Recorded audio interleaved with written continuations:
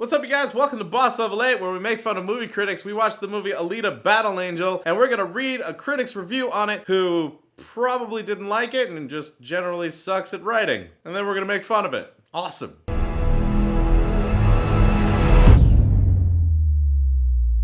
Before we get started, if it's your first time here, make sure you hit the subscribe button, because if you don't do that, you're gonna miss all the wonderful videos that we have. Now let's take a look at this review. No doubt we have to talk about those creepy big eyes. I mean, we could not.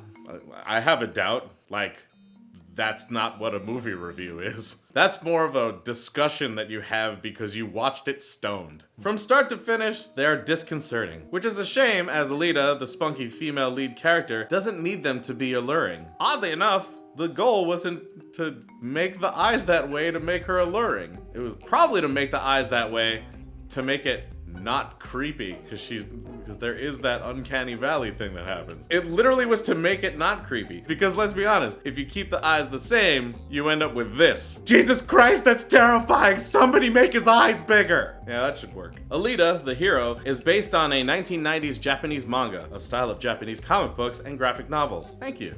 Actually, that was kind of good to educate people who don't know what a manga is. That's pretty cool. I mean, I knew, but that was actually kind of helpful. Typically meant for adults as well as children. So, you know, people. Well, all people except teenagers, because we don't call them children, and they're definitely not adults. They're that disgusting crap in the middle that needs to be scooped out. The meanest thing you could say. Some teenager is gonna hear me say that, then is gonna start a band with his friends called Scooped Out. Their earlier stuff was better. I just like the idea of saying it's meant for adults as well as children. We just include everybody. That's just stupid. It's like, kids love it, adults love it. These are pretty much just people. You can literally say everyone, like the word everyone works. Or you can not put that as an anecdote because you don't need to. You already explained what it is. You don't have to say who typically reads it if it doesn't identify who typically reads it. It just like includes people. When we first meet Alita, she's suffering from amnesia and appears through a motion capture performance by Rosa Salazar with gigantic CGI eyes, because we obviously have to talk about that, and not only do we have to talk about it, we have to talk about it again, like right away. So thanks. It would have been funny because he explained what manga was. It would have been funny if he was like, big eyes. It's like, eyes are the things in your face that make it so that you can see. She's a powerful cyborg with enhanced fighting abilities from Zalem. Maybe they have big eyes there. I don't know. It's possible. Circling back to those eyes, oh thank God, because the second we left, I was like, we need to return to the thing that we obviously have to talk about. If we don't address it, who will? Who? The world needs to know. Thank you. What a mistake creating a Frankensteinish character with ginormous eyes. The only purpose they serve is to distort Alita's face and muddle the believability of her nuts and bolts body. I mean, Frankensteinish is, I guess, I mean, it's a bunch of things put together to make a body, so sure. But it's not a bunch of like body parts that were dug up from the ground and sewn together and then brought to life with like a messed up brain. It's her brain and then like a bunch of robotic parts. Also, it's really odd that big eyes make her existence not believable. Like, really? Not the like brain being inside of a cybernetic being? No, not that one, not that thing, not the futuristic impossibility, not the thing that we might never figure out. It's the eyes. That's what we're going with that made it be like, this is ridiculous. You, sir, should never make a movie again because of the eye thing. Everything else was believable and fine. Why doesn't any other character in the movie have those childlike big eyes similar to the ones that painters Margaret and Walter Keean were so famous for? One, there were characters that do. Two, there's actually a lot of explanations for that. Like where she came from and what she is and the fact that she's different, oddly enough. Perhaps they serve as an artifice of a childlike warrior when indeed this female lead is a middle-aged teenager.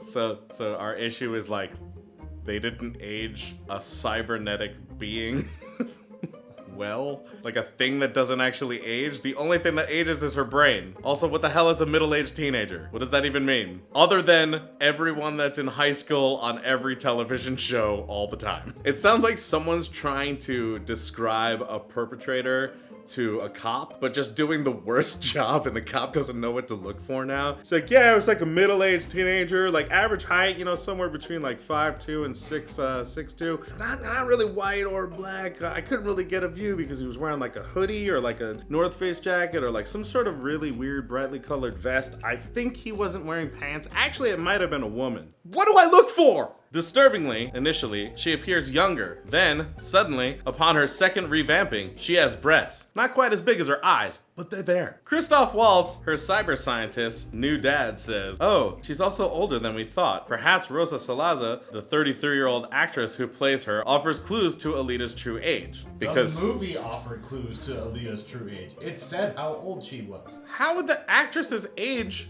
clue in how old the character is? Is Andy Serkis the same age as Gollum?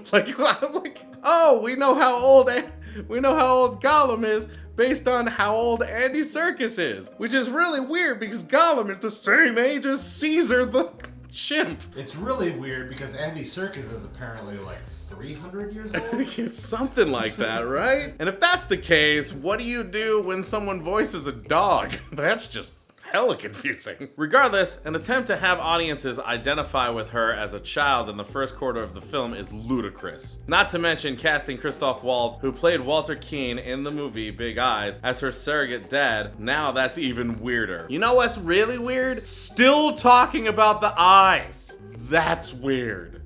Stop it. There is so much substance in this movie. There are so many things you could be talking about. You're not mentioning anything in this movie.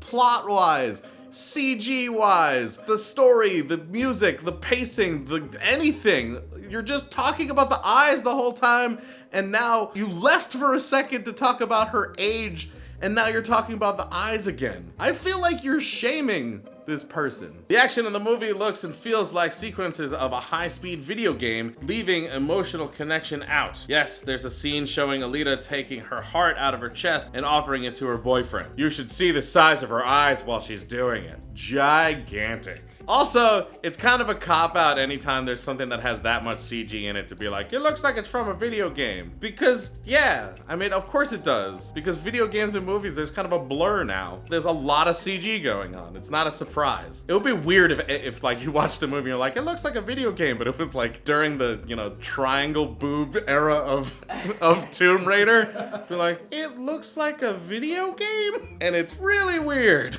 Like if Showgirls came out and everyone's like, like, I mean, I'd still have an erection, but unfortunately, it's a hexagon. It's an erection. However, the dialogue is forced and flat, imprinting yet another non-believable scene. Really? The part where the cybernetic organism rips her heart out of her chest and offers it to her boyfriend was hard to believe? Okay. The violence has death at its core, with savage themes of hunting and killing. Overly sized knife weapons, guns are banned in the Iron City, are used to cut off body parts, something often done with swords. What were they gonna do with it? They have swords, but they go pew pew pew with them. Not very effective, but at least no one loses a limb. Even the high-speed motorball game loses its appeal when Alita is pitted against creepy killers. That loses its... You wanted to watch sports? Man, I could've watched sports! Like, you must get pissed off a lot watching Harry Potter, because every time a Quidditch match happens, some stuff's going down. Some magical shit's happening. The magnificent actress Jennifer Connelly portrays a mom who's grieving the loss of her daughter. She's a doctor who lives in Salem. That's ridiculously wrong. Crazily wrong. You are wrong. My God. All right, let's see if she actually fixes her up. She's not going to. In her opening scenes with the villain Vector, Mahershala Ali, she's sexily lounging in bed wearing nylon stockings. Her eyes aren't huge, but her legs are gigantic. I don't know. Fastened by a garter belt with a brooding demeanor. Okay, PG-13 rating. What's going on here? The fact that that's PG-13, that is PG-13. That's always been PG-13. Wearing underwear isn't PG-13. She's not naked, she's wearing clothing. That's why they have a category brief nudity, they don't actually mean nudity. They mean someone in underwear. Yeah, it's literally briefs. Well, in her case, it's, garter belt and gigantic stockings. My point, the movie tries to appeal to both kids and adults. I'm here to tell you, adding adult sexy and overly violent scenes should never be included in a kids or teens movie. Clearly the trailer is geared toward family. This is not a family film. Have you ever been a kid or a teen? I'm just wondering. Because earlier you just said children and adults and kind of ignored the teen thing, so maybe you skipped it? I mean, did you just go from being 12 to being 20? I'll put in the popping noise. Yeah, make the popping noise. Maybe some smoke. No, don't give him too much. I'm just super confused because when I was a teenager and a kid, I was specifically looking for movies that had violence and sex and humor and all kinds of stuff because that's kind of how you grow into a human being. That's been the case forever. When kids were going to creature features and stuff, they didn't want to not have violence. They didn't want to not have the sexy girl being grabbed by the monster or what. That's literally why they went. Women didn't watch Tarzan because Tarzan's cool. Watch Tarzan because Tarzan's shirtless and attractive. Like, this is nonsense. Just because it has suggestive things in it doesn't mean that kids and teenagers and whatever shouldn't watch it. It's a part of life. It's gonna happen. They just walk through a mall, they're gonna see it. And not even on the mannequins, just the people walking around the mall. It's how people dress now. Deal with it. You clearly missed the sexual tension in B-movie. You like jazz? You wanna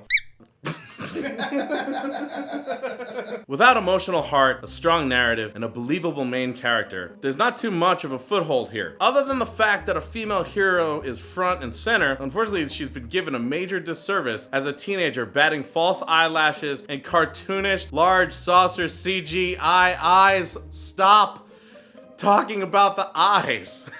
It almost feels like, it's like, oh good, we have a strong female lead character, but then you just shame the character, essentially. Which is kind of funny when you think about it, considering like, you're a woman who wrote this article, shouldn't you be like, cool? I know you were like, it is kind of cool that we have a female lead front and center, but you're like, but stupid bitch, his eyes are too big. It's CGI, not Cgi Eyes. God damn it. This is just dumb. It's so frustrating. Hey, you know what you never did? Talked about the plot of the movie. You know what you never did? Talked about anything about this movie other than the believability of eyes and the sexuality of someone in their underwear. That's literally it. It would be really interesting if we heard anything about this movie in this review, but instead we're just left with like, damn girl's eyes are too big. You were clearly distracted by one thing the whole time. Like, you ever been at a picnic and you can't enjoy your meal because that fucking fly? That was her eyes. You couldn't enjoy this movie because all you saw were giant eyes. Hey everybody, we would love to hear what you thought of Alita Battle Angel and what you thought of this reviewer's review of it. Take those gigantic eyes of yours, scan down to the comments section and type your thoughts. If you could use your hands with your giant huge eyes in the way. That being said, if it's your first time here, make sure you hit the subscribe button so that you can get notified every single time we have a new video out. We put tons of them out, so you should check them out for sure. Also, we film these live on Twitch, and you can find a link to that in the description, so make sure you join us. Come over there and follow and hang out with us sometime. We'd love to have you. That being said, till we see you next time, geek out and game on.